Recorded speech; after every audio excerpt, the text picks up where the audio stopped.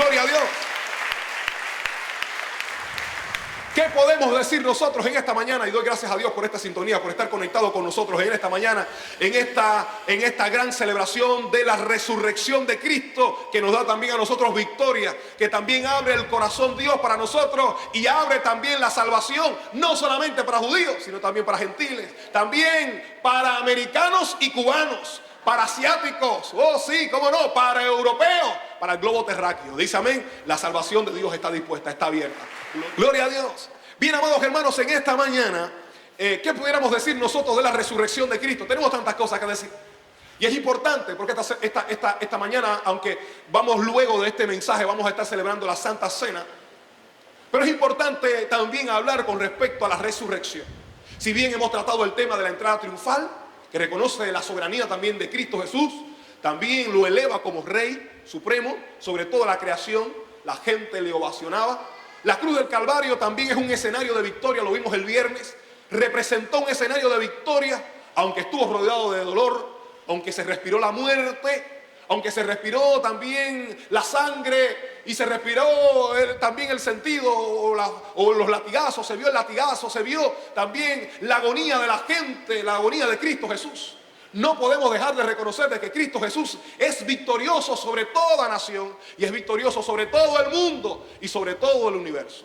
Él es coronado. La Biblia dice de que aún Dios, dice, le dio un nombre que es sobre todo nombre, para que en el nombre de Jesús, no estoy hablando de nombre de ángeles, no estoy hablando de un nombre de arcángel, aunque es una esfera de dominio y también de ejecutar la obra de Dios. Te estoy hablando acerca del nombre de Jesús. Y ese nombre de Jesús significa Salvador. Salvador es Jesús, es el Salvador. Dice que Dios le dio un nombre que es sobre todo nombre, para que en el nombre de Jesús se doble toda rodilla de lo que está en el cielo, en la tierra, debajo de la tierra, y toda lengua confiese que Jesucristo es el Señor. Aleluya. ¿Cuánto dicen amén en esta mañana?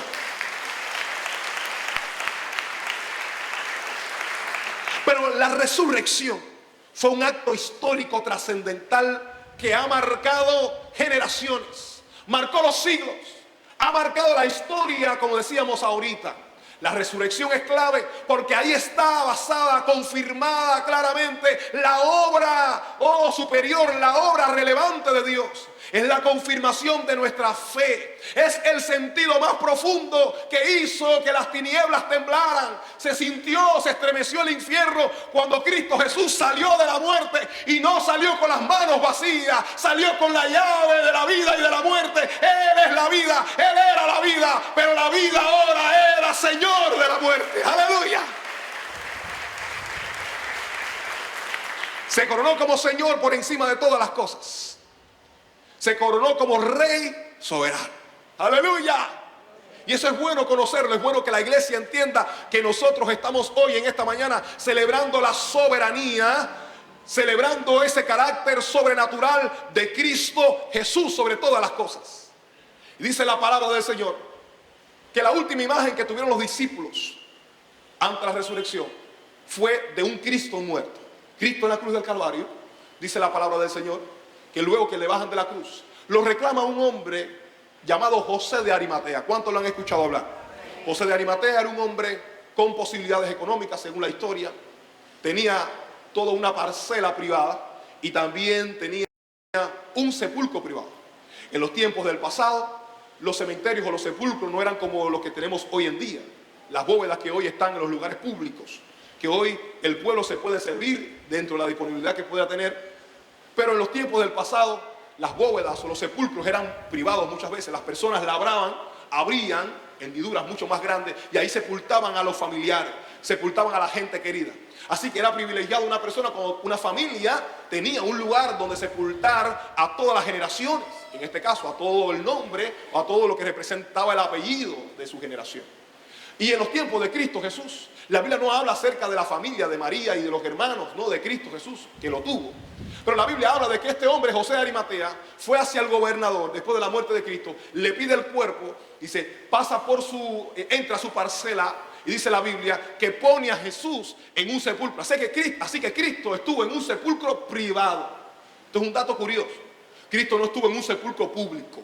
Aunque muy bien que la gente,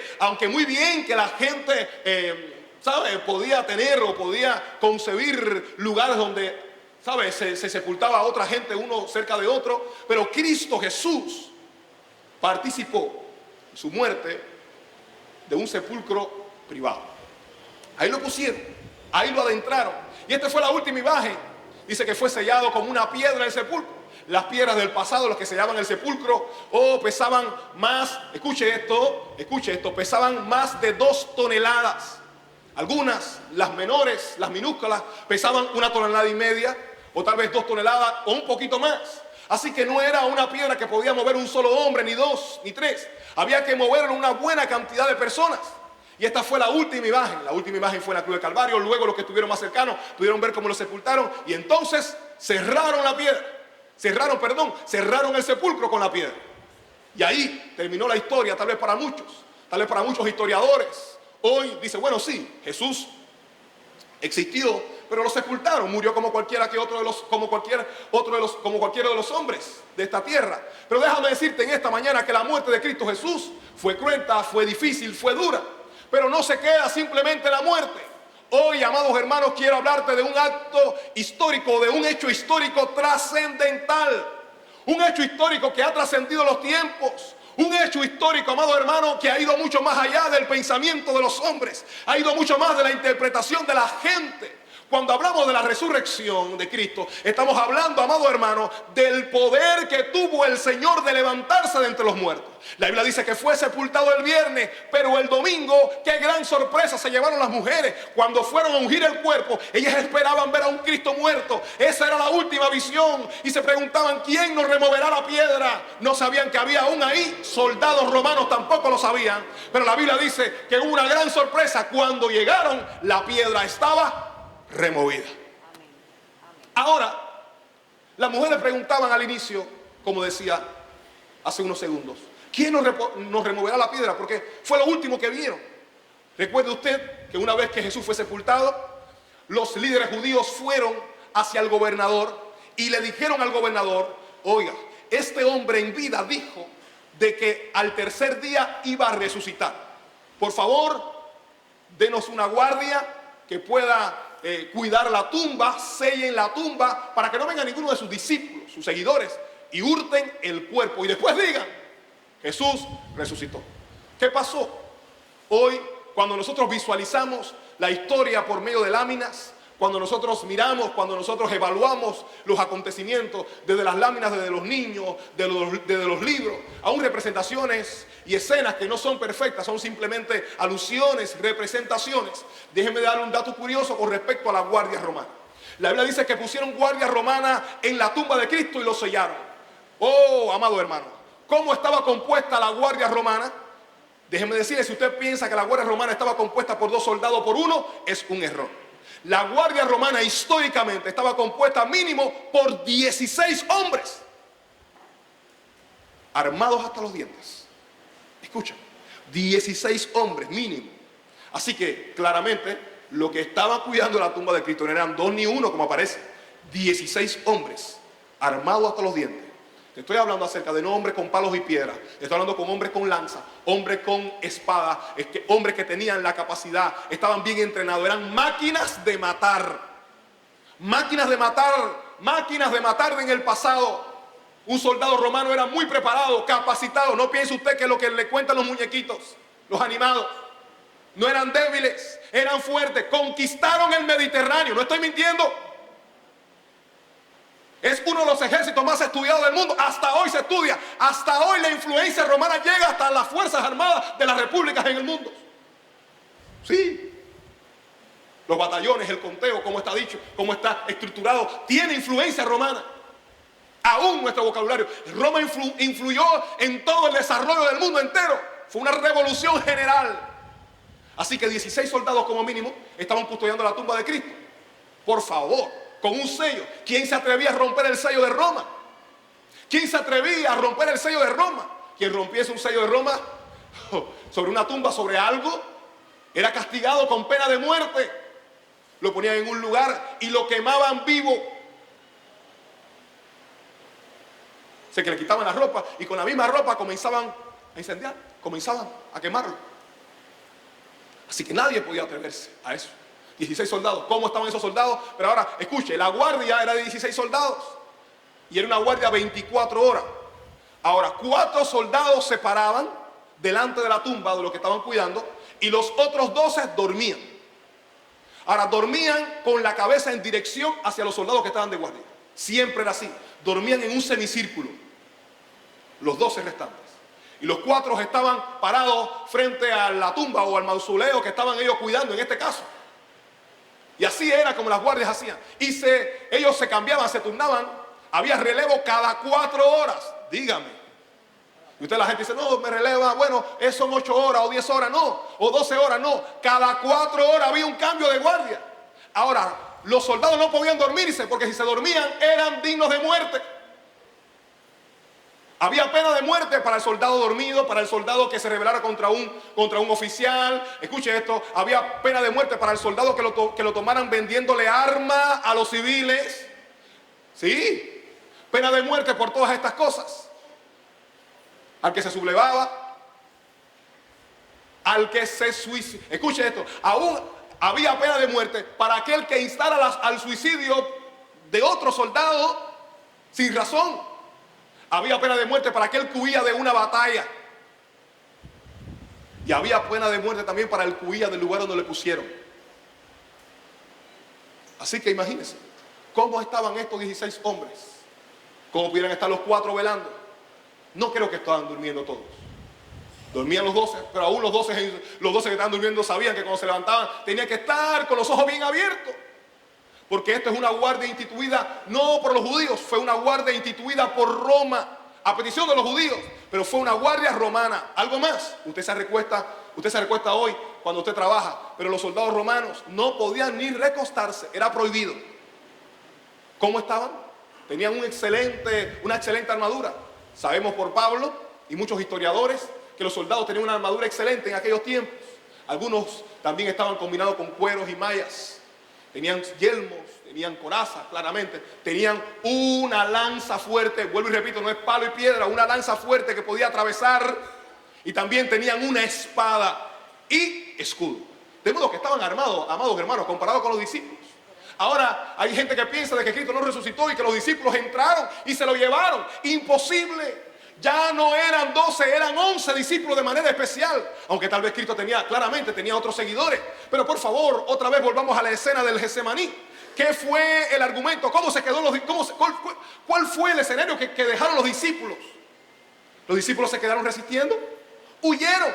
¿Ustedes creen que esos discípulos que huyeron estarán dispuestos a abrir una tumba con una piedra de más de 2 toneladas y enfrentar a más de 15 soldados? No lo creo. Si con una turba que fue a apresar a Cristo, que fueron la gente del templo, los que fueron a apresar a Cristo, que fueron por la noche y lo llevaron al patio de Caifás. Cristo pasó por varios juicios. Todavía no está ahí, todavía la mano de Roma del todo. Los judíos quisieron hacer un juicio, ¿cómo? En oscura. Lo llevaron a los diferentes patios. Cristo esa noche caminó por todos los patios. Estuvo delante de Anás, estuvo delante de Sanedrín, estuvo delante de Caifás. Usted se imagina todo eso, pero todavía no estaba Roma.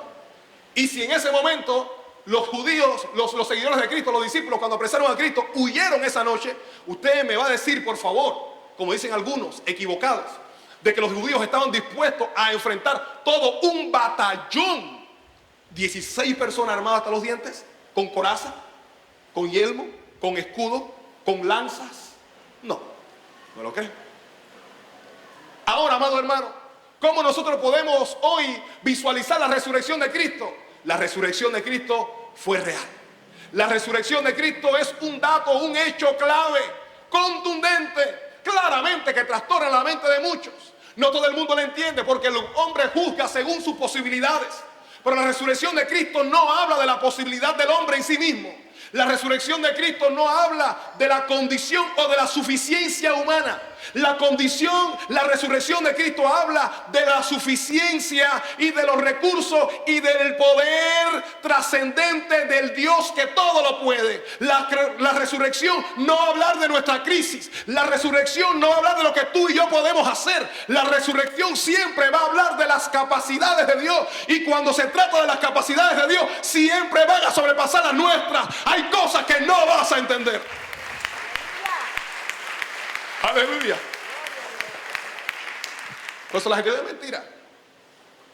Enviaron agentes, dice, según algunos historiadores del primer siglo, dice que los líderes judíos enviaron embajadores, agentes, proclamadores que proclamaban de que Cristo no había resucitado por todo el Mediterráneo. Lo enviaron. Por eso mismo lo que hizo fue confirmar de que Cristo sí había resucitado. Porque ¿por qué te molestas en decir que no ha resucitado? Si puedes mostrar la prueba tangible de que, bueno, sí, ¿para qué gastar tantos recursos si está ahí en la tumba? Simplemente diga, señores, es mentira, vayan a Jerusalén, vayan a la tumba de un tal hombre en su propiedad llamado José de Arimatea, y ahí van a encontrar el cuerpo. Pero lo que tenían los líderes judíos, los proclamadores, eran simplemente palabras. Pero hoy la iglesia tiene más que palabras. La iglesia hoy tiene palabras y tiene hechos. La iglesia tiene palabra y tiene confirmación. La iglesia tiene palabra y que nadie te engañe. La iglesia tiene evidencia. Hay una tumba vacía que habla por sí sola. Hay una tumba vacía que dice, ¿dónde está? ¿Dónde está? Nadie puede. ¿Dónde está el muerto? El muerto no está. Aleluya. ¿Cuántos dicen amén? No está ahí. Para aquellos que dicen que no. Para aquellos que dicen que fue. Porque hay tantos criterios por ahí. Hay gente que dice, fue una alucinación. Por favor, una alucinación. La Biblia dice todo lo contrario. La Biblia claramente nos dice. Quisiera que vaya conmigo, por favor, a 1 Corintios capítulo 15, para que puedas entender. 1 Corintios capítulo 15. Y vamos a ir al versículo número 3 en adelante. Y dice claramente algo. 1 Corintios capítulo 15, versículo 3 dice, porque primeramente os he enseñado lo que asimismo recibí, que Cristo murió por nuestros pecados conforme a las Escrituras. Eso es cierto. Y que fue sepultado y que resucitó al tercer día, dice la palabra de Dios, conforme a las Escrituras. Eso es cierto. Y que apareció a Cefas. Cefas es Pedro. ¿Okay? Cefas es el apóstol Pedro, era conocido así entre los gentiles también. Y apareció a Cefas. Y después a los 12. Después apareció a más de 500 hermanos a la vez, de los cuales muchos viven aún y otros ya duermen. Deténgase por un momento, por favor. Está escribiendo el apóstol Pablo, se lo está escribiendo a la iglesia de Corintio. Ha pasado los años, ha pasado ya muchos años de esto. Pablo dice que Cristo Jesús le apareció a Pedro, le apareció a los judíos. Y dice Pablo también, ya hace mucho tiempo, dice, y después le apareció, dice la palabra del Señor, a 500 hermanos a la vez. Y dice, en aquellos tiempos de Pablo, después de todo esto, ha pasado el tiempo, dice, de los cuales muchos aún, dice, viven aún y otros ya han muerto. Dice el término, usa duermen. Oh, amado hermano, así que lo que la gente dice por ahí, o la prueba que dice la gente, Cristo no murió, fue una alucinación. Déjeme decirle algo, si usted sabe, la alucinación siempre es un evento privado de una persona. Las alucinaciones son personales y no se parecen ninguna a otras. Así que estoy hablando en términos médicos, aún psicológicos. Las alucinaciones son eventos privados, que son producto de las situaciones del subconsciente, el resultado de eso. Se desarrolla ahí, en todo ese mundo. Pero son eventos muy, muy privados, personales. Así que para decir que fue una alucinación, esto rompe completamente el concepto, rompe completamente la caracterización y el estudio con respecto a la alucinación, amado hermano. Porque imagínese usted, estamos hablando de que fue una alucinación, 500 personas alucinando lo mismo, al mismo tiempo, de la misma forma, a la misma vez. ¿Y qué nos dicen los discípulos? Imagínense Tomás alucinando de que está tocando la mano de Cristo, que está tocando el costado de Cristo. Todos los 12 también alucinando lo mismo. Pero quiero decirle algo, con una alucinación usted no come. Con una alucinación usted no se sienta. Usted no puede tocar a una alucinación. Usted no puede meterle la mano en la llaga a una alucinación, porque no existe. El resultado de procesos del subconsciente humano no existe, no es tangible, no la puedes abrazar. Y si otros te ven hablando solo o sola. Así que no me diga a mí de que más de 500 personas y otros que pueden hablar estuvieron alucinando. Eso no es real. Ese argumento se cae. Cristo está vivo. Cristo vive por los siglos de los siglos. Aleluya. Otros dicen que fue una tumba equivocada. La gente fue, claro que no la hallaron si fueron a la tumba equivocada. Por favor, hay que tener más fe para eso. ¿De quién era la tumba? De José de Arimatea. José de Arimatea se equivocó también. José dijo, caballero, es aquí, será aquí. ¿Usted se imagina? Confundiéndose con su propia casa, con su propia propiedad. A que usted no se confunde con su motorina. Claro, usted se confunde si es algo mejor. Ay, pensé que era mía. Porque a lo mejor usted lo que usted tiene una bicicleta y dice, bueno, perfecto. Pero, a ver, aunque suena algo jocoso y gracioso, pero realmente es algo real. Usted conoce lo que es suyo, usted conoce su propiedad. Así que este argumento que dice la gente de que los discípulos claramente vieron una tumba vacía porque fueron a un lugar, ¿sabe? Un lugar equivocado, se confundió. Miren cuántos se confundieron. Si fuese así, se confundió. El dueño de la tumba se confundió. El dueño del terreno se confundió. Se confundieron los guardias. Se confundió la plebe de dirección religiosa de Jerusalén. Se confundió el gobierno. Miren esto. Se confundieron las mujeres, se confundieron los discípulos, Pedro, Juan. Uno llegó primero, el otro después. Llegaron a la misma tumba. Todo el mundo confundido. Señores, ¿dónde está esa tumba confundida? La tumba de la confusión. Hay que tener más fe para creer eso. ¿Qué les cuesta creer de que Cristo realmente resucitó? Él resucitó. ¡Aleluya! La tumba bien se conocía. Bien sabía dónde estaba. Las mujeres guardaron ese registro en su memoria.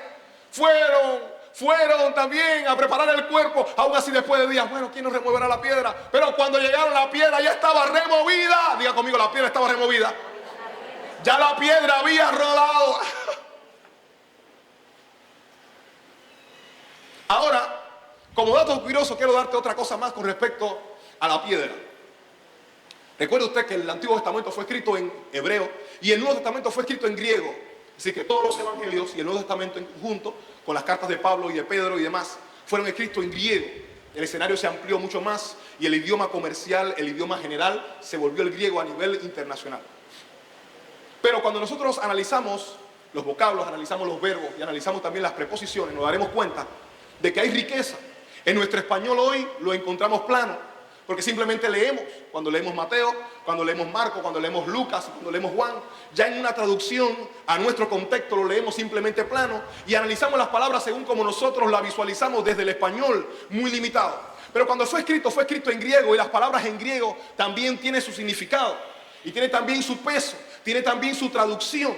Y una de las palabras, los cuatro evangelios usan la misma palabra o usan la raíz en una misma palabra y es la palabra culio. La palabra culio lo usa y vamos a empezar por Mateo. Culio es una palabra que significa rodar. Así que cuando se dice de que fue rodada la piedra, dice que cuando pusieron a Cristo Jesús, dice la Biblia, usa el término de culio.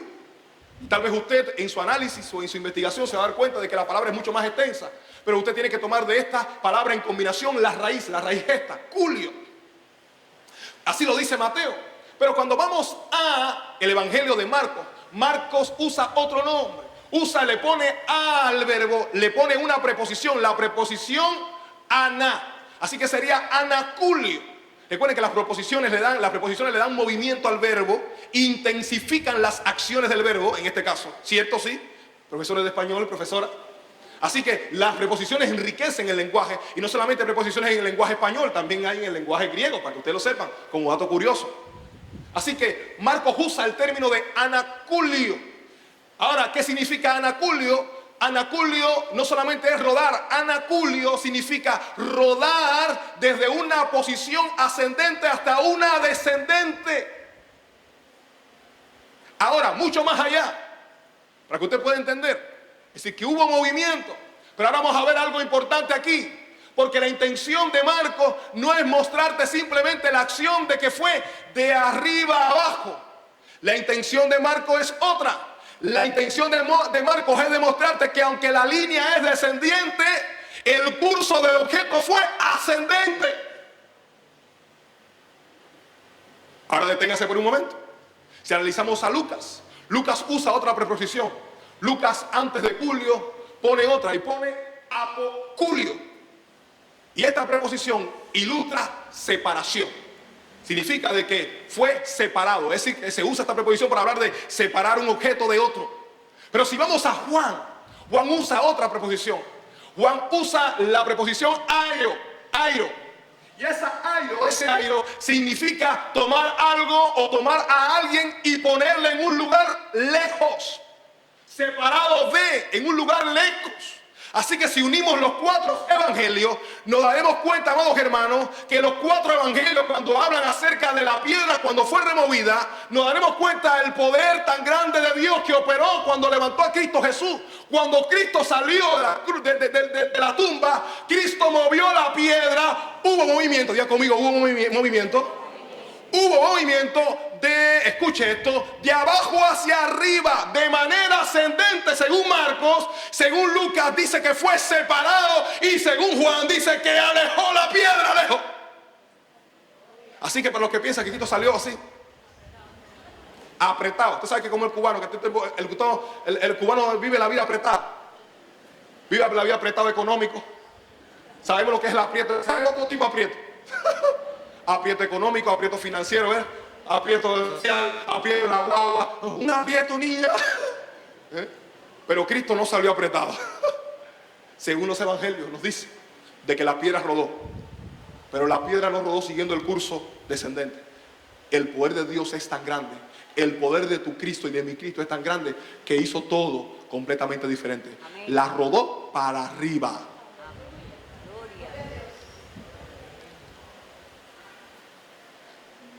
Cuando nosotros cargamos 50 libras y 100 libras, abrimos los ojos así y nuestra columna se lo siente. Cristo Jesús movió una piedra de más de 2 toneladas y le dio la enseñanza al mundo entero. No la voy a rodar para abajo. Señor, bueno, Señor, déjala caer para abajo. Dice el Señor, no, yo soy suficiente. La voy a rodar para arriba, para que la gente vea que yo puedo. Para arriba y para colmo, la voy a alejar de ese punto. El Dios que tú tienes, el Cristo que tú tienes es tan grande que es capaz de rodar tus problemas no de forma descendente, sino de forma ascendente. Y lo hace hacia arriba y para colmo lo aleja de tu vista. Y para colmo lo echa fuera. Dios aplica también el rodamiento, aplica el fulio para arriba. ¡Se fuera! ¡Aleluya! ¿Quién sí esperar eso? Lo sacó del cauce. Claro, es tan fácil, claro, rodarlo para allá. No. Hacia arriba. Ese Marco que fue, wow. Por eso Marco dice, anaculio. Fue para arriba, no puede ser. Fue para arriba. Qué poder, qué fuerza. Decimos nosotros al inglés, al Spanish English. Qué power. Sí, qué power. Cuando estás en la casa y estés cantando, yo tengo un Dios poderoso. Tú tienes que decir, yo tengo un Cristo poderoso que camina sobre el mar. Y tú dices, wow. Camina sobre el mar, mueve la piedra en sentido contrario. Hace lo que tenga que hacer. ¿Qué clase de poder tú tienes? Cristo no es blandito. No te estoy hablando de un Cristo de retrato. Te estoy hablando de un Cristo que puede. Te estoy hablando de un varonazo. Te estoy hablando de un hombre, de un Dios. ¡Aleluya! El que todo lo puede. Cristo puede.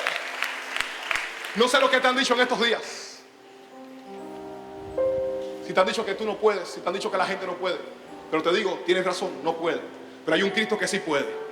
No sé lo que estás viviendo en estos días, lo que estás atravesando, lo que estás experimentando en estos días. Pero Cristo sí puede. Cristo puede mover las piedras. Cristo puede mover las toneladas de tu vida. Cristo puede mover las toneladas que están cerrando tu cueva. Cristo puede mover las toneladas que te pusieron un día. Cristo puede romper los sellos. Oye, Cristo puede romper los sellos.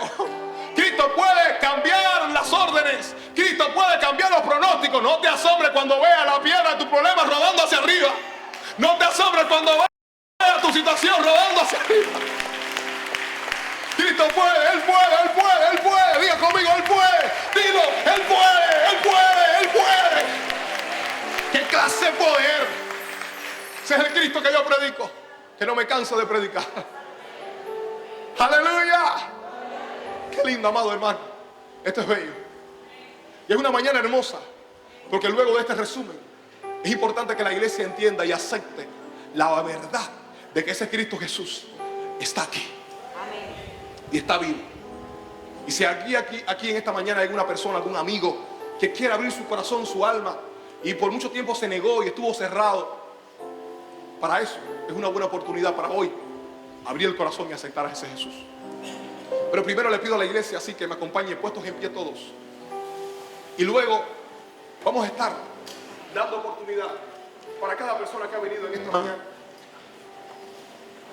Y te estoy hablando a ti, que a lo mejor nunca has tomado la decisión. Escucha, gracias por el tiempo que has estado sentado. Pero a lo mejor nunca has tomado la decisión, has estado cerrado al Evangelio y necesitabas estos argumentos. Y necesitabas estas palabras para poder entender o visualizar de que ese Cristo no es una ilusión, no es una leyenda, no es un invento de miles. Ese Cristo es real y está aquí. Nosotros no estamos hablando solo. Nosotros no estamos balbuceando solo. No estamos hablando verdad. Estamos hablando de un Cristo vivo que resucitó de los muertos. Pero si tú quieres aceptar a ese Cristo vivo y quieres experimentar la presencia de ese Cristo vivo en tu vida, lo único que te pido en el nombre del Señor, si nunca lo has hecho, es levantar tu mano, aceptar a Cristo Jesús. Si nunca lo has hecho y hoy quieres aceptar a Cristo Jesús, solamente levanta tu mano donde quiera que estés. Si eres visita y quieres aceptar hoy por primera vez a Cristo Jesús en tu corazón y quieres ser parte de la iglesia, simplemente te pido en el nombre del Señor que levanta tu mano al cielo donde quiera que estés, en el nombre de Jesús, y estaremos orando por ti. Donde quiera que estés, solamente levanta tu mano si quieres aceptar a Jesús como tu Salvador en tu vida, como tu Señor y Salvador. Si estás arriba, si estás al lado, pero si estás atrás, si estás adelante, al costado, si eres hombre, si eres mujer, dice, bueno, yo hoy he escuchado este mensaje y ¿qué puedo hacer? Bueno, la respuesta es esta. La respuesta es simplemente aceptar a Jesús como tu Salvador. No tengo mucho tiempo.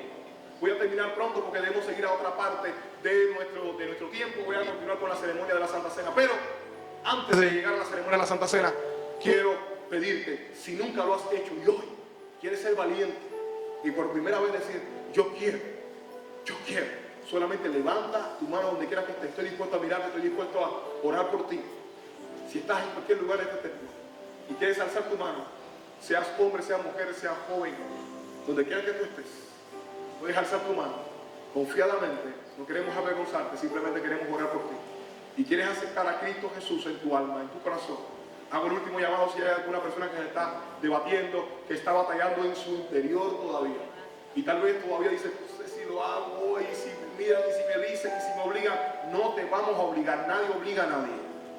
¿Ok? Nadie obliga a nadie, no te voy a avergonzar, no hay vergüenza en eso. Hay poder de Dios en tu vida. Y este es mi último llamado. Habrá aquí en esta mañana alguna persona que desea aceptar el señorío de Cristo, desea aceptar a Jesús como su Salvador. Habrá aquí algún invitado en esta mañana que hoy levanta su mano al cielo y dice, yo quiero aceptar a Cristo Jesús en mi vida como mi Salvador. Quiero abrir mi corazón, quiero abrirme a los proyectos de Dios, quiero abrirme. Dios te bendiga, Dios te bendiga. Dios le bendiga, Dios le bendiga, familia. ¿Alguien más? Gloria al Señor. ¿Alguien más desea unirse también a ellos? ¿Alguien más dice, yo quiero? Habrá otra persona aquí en esta mañana que dice, yo quiero abrir mi corazón, yo quiero reconocerle, yo quiero aceptar a ese Jesús, donde quiera que estés. Si estás atrás, puedes hacerlo. No lo dejes para mañana, porque mañana no sabes lo que puede pasar.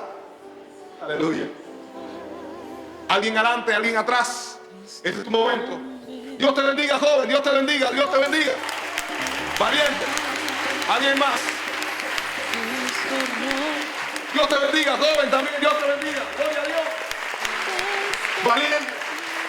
Alguien más de los que están aquí dice, yo quiero aceptar a ese Jesús en mi vida. Alguien más se suma en esta mañana. Dice, yo quiero. Vamos a orar por ustedes, no se preocupen, vamos a orar por ustedes. Alguien más desea hacerlo. Alguien más quiere dar ese paso de fe en esta mañana. Gloria al Señor. Una mañana hermosa. Y damos gracias al Señor. Damos gracias al Señor. Qué gozo la familia. Qué bendición tan grande. Qué emoción. Gracias por estar en esta mañana con nosotros. Gracias por venir. Gracias por elegirnos y estar acá. Cristo Jesús es lo más grande de este mundo. Y en esta mañana estaremos dispuestos como iglesia a caminar con ustedes, a andar con ustedes. Y a partir de hoy serán llamados nuestros hermanos y serán llamados también pueblo de Dios, pueblo adquirido por Dios. Así que en esta mañana les decimos que estamos con ustedes y estaremos dispuestos a servirles. La iglesia va a orar por ustedes ahora en este momento y luego vamos a continuar. Vamos a orar, extienda sus manos acá. Padre, gracias por estas almas, por estas vidas. Gracias, Señor, por la familia reunida. Gracias, Señor, por todos. Gracias, Señor, por aquellos que te han aceptado en esta mañana. Tal vez hay alguna persona que no ha pasado acá adelante porque le ha dado pena, pero gracias, te pido en el nombre de Jesús, Señor, que llegue a su alma, a su corazón, que establezca tu reino y que sean cuidados, guardados por ti, protegidos por ti. Guarda sus almas, guarda sus vidas. Úsale de manera especial. Espero que esta decisión sea confirmada y sea mantenida en tu nombre. Presérvales del mal. Y ahora, oh Dios del cielo, te ruego, Señor, que le acojas, oh, en tu reino, y que sean parte de tu obra y sean parte de tu salvación. En el nombre de Jesús. Amén. Amén. Gloria al Señor. Dios les bendiga. Me van a estar sirviendo en el nombre del Señor. Gloria a Dios. Qué cosa tan grande.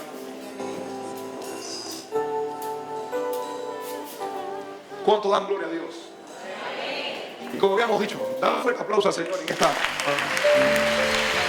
Y damos gracias al Señor. Damos gracias a Dios porque también ha sido un día de salvación. ¿Cuántos dicen amén? Así que gracias por estar con nosotros como siempre. Gracias por estar ahí. Gracias por estar conectados siempre con nosotros desde las redes. Damos gracias al Señor. Ha sido un buen tiempo, un tiempo glorioso. Pero la iglesia seguiremos también. La iglesia seguirá creyendo en el Señor. La iglesia seguirá caminando en fe. Y te animo en el nombre del Señor, tú que estás ahí conectado, que me ves, a que sigas caminando, de que sigas creyendo en el proceso y en la salvación de Dios. Para Dios no hay nada imposible. Que Dios te bendiga.